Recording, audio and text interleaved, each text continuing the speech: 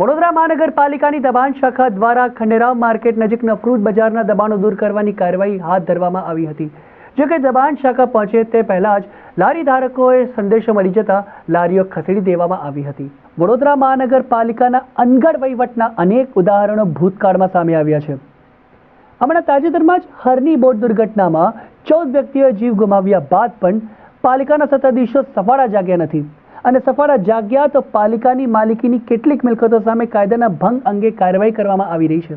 10 વર્ષથી ચાલતા રાત્રિ બજારમાં એકાએક પાલિકાને ફાયર સેફટીના સાધનો નહીં હોવાનું બ્રહ્મ જ્ઞાન થયું છે। જ્યારે કેવડાબાગ સરદાર બજારમાં જન્મ મરણની પાલિકાની ઓફિસ ચલાવ્યા બાદ ઇમારત જર્જરિત થઈ હોવાનું જ્ઞાન પાલિકાના સત્તાધીશોને લાદ્યું હતું। હવે આવા તો અનેક કિસ્સાઓ છે જેમાં પાલિકાના સત્તાધીશો ઘોડા છૂટ્યા બાદ તબેલાને તાળા મારવા નીકળતા હોય છે।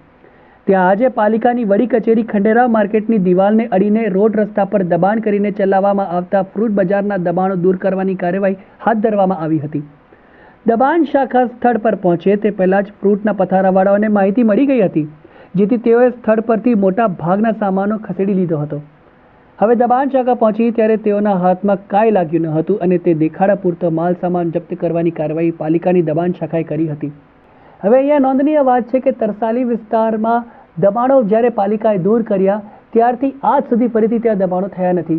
ત્યારે નોંધનીય વાત આ છે કે પાલિકા દ્વારા ખંડેરાવ માર્કેટ પાછળ દબાણો દૂર કર્યા તો તે દબાણો ફરીથી યથાવત ત્યાં રહી જાય છે। કમિશનર સાહેબની દોરવણી હેઠળ કામગીરી ચાલી રહી છે।